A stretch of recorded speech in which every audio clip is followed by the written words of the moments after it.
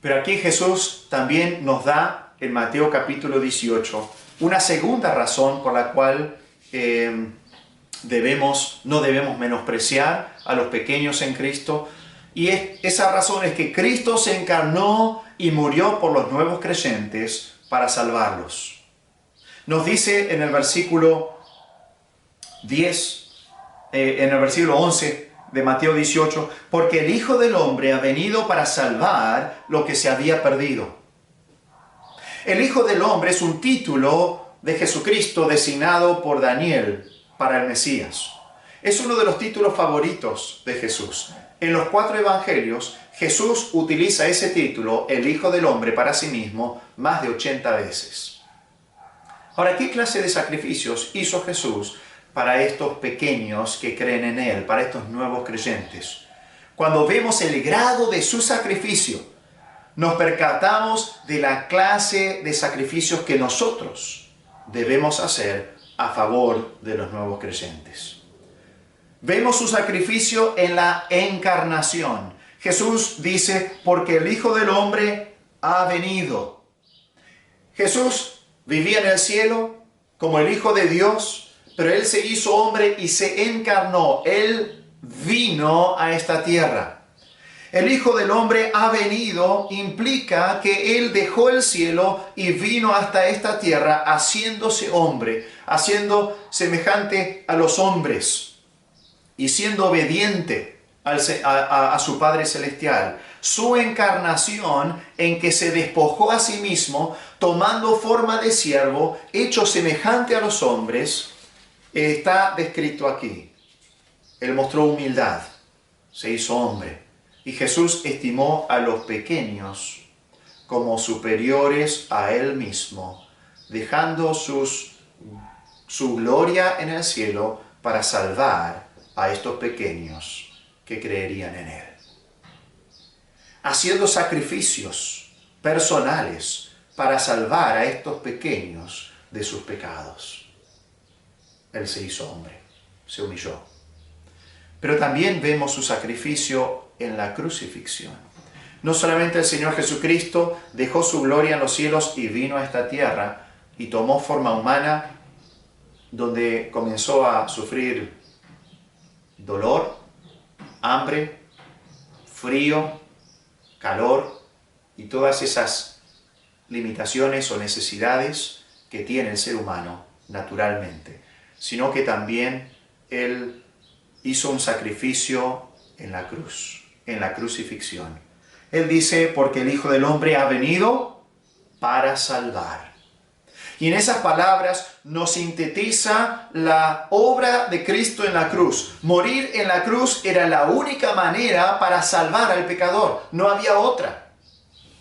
Jesús experimentó ahí sobre la cruz vergüenza extrema. Fue escupido, fue burlado, fue colgado desnudo en aquella cruz. Pero también Jesús experimentó tortura cruel. Los látigos que Él recibió no eran los látigos que daban los judíos, que eran 40 menos 1. Los romanos latigaban o daban latigazos hasta cansarse. Y los fornidos soldados romanos tomaban turnos dando estos latigazos. Algunas personas, algunos criminales, no sobrevivían a los latigazos romanos. Nunca llegaban a ser crucificados, porque padecían desangrados o por debilidad ahí bajo los látigos. Los clavos que fueron colocados en las manos del Señor Jesucristo tocaban nervios, produciendo dolor agonizante. Él estaba ahí colgado 6 horas sobre esa cruz. Jesús experimentó tortura cruel, pero Jesús experimentó también una muerte horrenda. La muerte por crucifixión habrá sido una de las muertes por tortura, más crueles de la historia de la humanidad. Es una muerte lenta por asfixia, porque colgado allí la persona no podía respirar muy bien, entonces tenía que tironearse o estirarse mientras los clavos rozaban esos nervios nuevamente para poder respirar nuevamente. Y así agonizaba horas y horas sobre la cruz. Así que el Señor Jesucristo sufrió la cruz. Pero también, en tercer lugar, vemos el sacrificio de Jesús por los pequeños en la sustitución. Porque esa tortura física, ese dolor y angustia física, no era lo que más angustió, no era lo que más sufrió el Señor Jesús, sino la sustitución. Porque Él dice, el Hijo del Hombre ha venido para salvar lo que se había perdido. Jesús explica que estos pequeños que creen en Él estaban perdidos y Él salió a buscarlos. La palabra perdido significa estar destruido completamente, arruinado. Y estos que creían en Él estaban arruinados, destruidos completamente. Los hombres somos pecadores desde nacimiento. El salmista en el Salmo 51:5 dice, he aquí en maldad he sido formado y en pecado me concibió mi madre. Salmo 58:3 dice, se apartaron los impíos desde la matriz, se descarriaron hablando mentira desde que nacieron. Amigos y hermanos, somos pecadores desde el nacimiento, nos hemos descarriado desde que nacimos. No es que nos descarriamos de grandes. Nos apartamos para nuestro propio camino y la condición de pecadores nos hace merecedores del castigo de la muerte eterna. La Biblia dice en Romanos 6:23, porque la paga del pecado es muerte. Eso es lo que tú y yo nos merecemos. Nacemos con una naturaleza pecaminosa que a su debido tiempo se manifestará en acciones específicas de pecado y patrones de vida de pecado. Pero Jesús tomó el lugar de estos pequeños, pagando por la pena de sus pecados. Jesús recibió el castigo que estos pequeños merecían. Primera de Pedro 3:18 dice, porque también Cristo padeció una sola vez por los pecados, el justo por los injustos, para llevarnos a Dios. Él no merecía morir, sin embargo, Él murió y fue castigado por tus pecados y mis pecados para llevarnos a Dios. Y si el Hijo del Hombre le dio suficiente valor a estos pequeños para dejar su trono en el cielo, humillarse, hacerse hombre, sufrir en mano de pecadores y ser castigado por sus pecados, ¿cómo podría yo menospreciarlos? Jesús va a ilustrar su sacrificio con la parábola de la oveja perdida en el versículo 12. Les dice, ¿qué os parece? Si un hombre tiene 100 ovejas y se descarría una de ellas, ¿no deja las 99 y va por los montes a buscarla que se había descarriado? Acá nos dice que este pastor, nos describe acerca de un pastor que tiene 100 ovejas. 99 están en el redil, pero una se pierde. Una no está con las demás. Entonces este pastor toma una decisión, decide dejar las 99 ahí en el redil y él sale a buscar la que se había perdido, la una que se había perdido. Dejó las 99. Las 99 están protegidas, están en el redil, pero las deja para ir en busca de una. Para Dios nadie es un número. El pastor sabe que la oveja descarriada no tiene esperanza de salvarse. No tiene esperanza de salvarse sola. Así que el pastor no se queda en el redil esperando que esa oveja vuelva, porque no puede volver sola.